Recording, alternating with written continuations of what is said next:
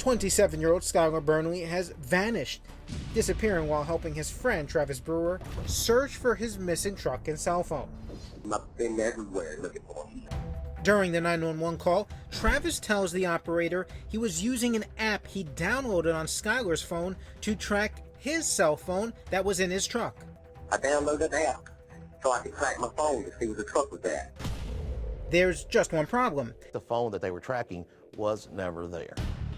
And the reason deputies know for sure because they tracked down and arrested the man who stole Travis's truck.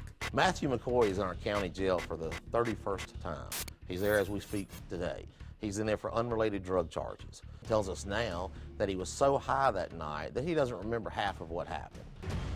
But Matthew McCoy tells cops he does remember one thing very clearly: tossing Travis's phone as he was taking off in Travis's truck. He throws Travis's phone out the window because he's so high and paranoid that somebody's after him. And you believe him? I believe him. But the undersheriff isn't just taking McCoy's word for it. And when deputies returned to the area where Matthew says he ditched the device, we collected the phone. And it's nowhere near where Travis's truck was found or where Travis and Skylar went looking for it. It's not in the woods? No. In fact, Travis's phone is discovered just feet from his own front door. So there's no way that Travis and Skylar tracked his phone to the woods? Absolutely no way. Which begs the question, if they weren't tracking Travis's phone to find his truck, what were they doing out there in the woods? None of it makes any sense.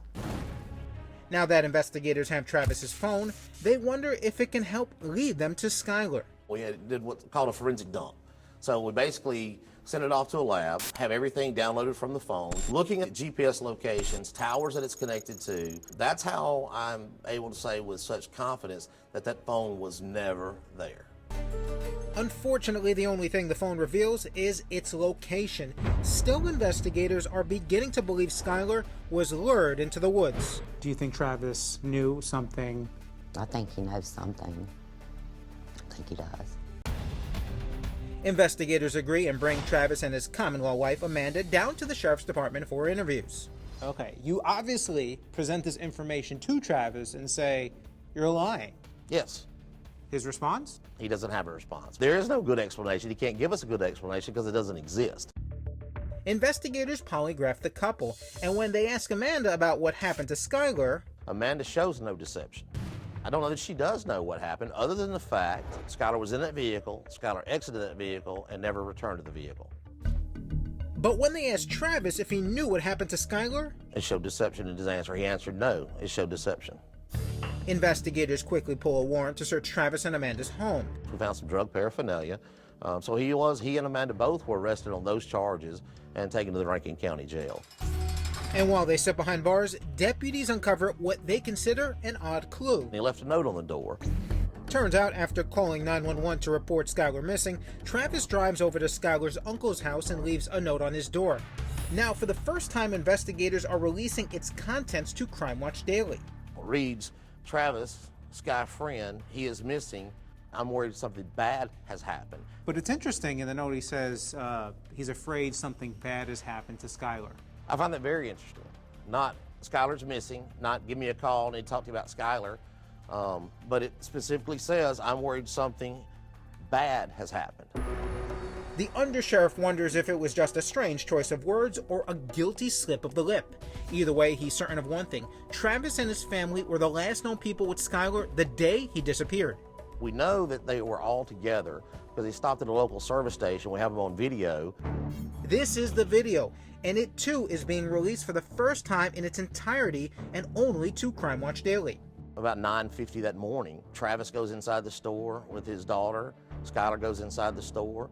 They buy some soft drinks and snacks. Then the same store's outdoor security camera captures Skylar, Travis, and his daughter as they come out of the store and get into Amanda's dark compact car and drive away, headed towards the woods. 8 to 9 minutes later, we see them on that road via home surveillance. So we know the vehicle went there. We've driven that same track, and they would not have had time. In fact, they were probably speeding. They would not have had time to make any stops along the way. But the burning question remains. How did Travis and Skylar end up in those woods? Even the undersheriff isn't sure, but he has a theory. I think that Travis was ordered to take Skylar somewhere. Ordered? I believe so. By whom?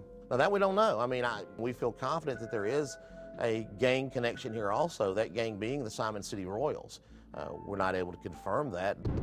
What's their MO? They are more of a predominantly Caucasian street gang. They are involved in drug trafficking, selling of narcotics. If in fact this is gang related, if in fact there's a drug nexus, and if in fact foul play has come to Skylar, then it's no wonder Travis wouldn't talk. And what's the possible connection to Skylar? According to his family, Skylar had an ongoing battle with addiction. I knew that he'd used drugs before. He'd be clean for a year and a half, then he might fall off the wagon one time, then he'd be clean again for a year, and then he'd fall off the wagon again. So I mean, it's kind of hit or miss.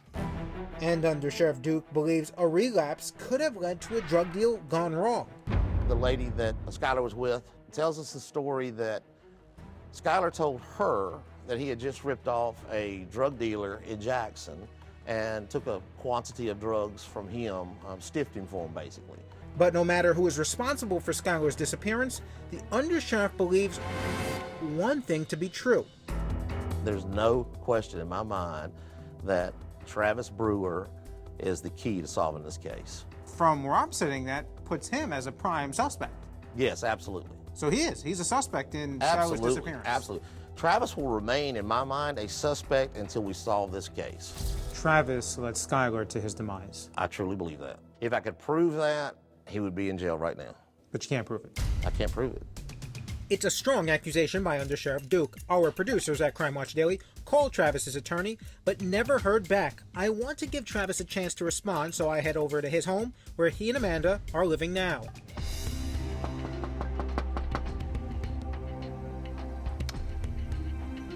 Hi, my name's Jason with Crime Watch Daily. Is Travis here? What do you want to know for? We'd love just a few minutes to talk to him. No, I don't want to be on TV. Not you, it's Travis. No, sorry. No? You don't want to help the family? I mean, the family's really concerned. They look like Amanda, Travis's significant other. Jason Mattera, Crime Watch Daily. Just a few minutes of your time. Hey, Travis. Hey. Jason Mattera, Crime Watch Daily. We're doing a story on SKYLAR'S disappearance. Your name came up with the undersheriff. We're hoping just for a few minutes of your time. Man, I gave the undersheriff all the statements I'm looking for. Oh, I know, but he actually made a serious accusation against you and said that you led Skylar into the woods to his demise. What's your response to that? I'm not even... Yeah, we have an attorney. Okay, that's good. Get off my property, please. All right, we'll leave. Travis Brewer and Amanda Morris have not been charged in any connection with Skylar's disappearance. Both maintain they have fully cooperated with investigators and claim they're innocent. But whoever is responsible for Skylar's disappearance, the Rankin County District Attorney, has a message for them.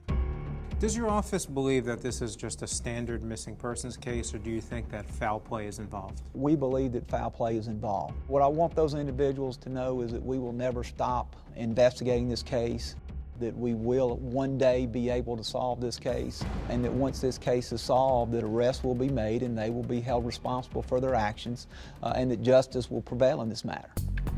Where do you go from here? Hopefully, doing this show with Crime Watch Daily, we'll get a broader audience that may be beyond what we've already touched, and somebody somewhere will have some information that they can bring forward to us that'll lead us to the conclusion of this case. But until then, Skylar's mother says she'll be praying for closure. We just want to find him. We want answers so that we can put it to rest and be able to have a place to go. And as long as he's missing, we can't have a memorial. We can't have anything. There's nothing you can do as long as he's missing. There's a $20,000 reward for information leading to Burnley's whereabouts. If you know anything, you're asked to call Crime Stoppers of Central Mississippi. The number is 1-601-355-TIPS. You can also leave a tip anonymously at crimewatchdaily.com. I'm Chris Hansen. If you like this story, make sure you tune in every day to Crime Watch Daily. You can find where the show airs in your city at crimewatchdaily.com. Watch it live or record it on your DVR and watch it at night. And to all those criminals out there, remember, we are watching.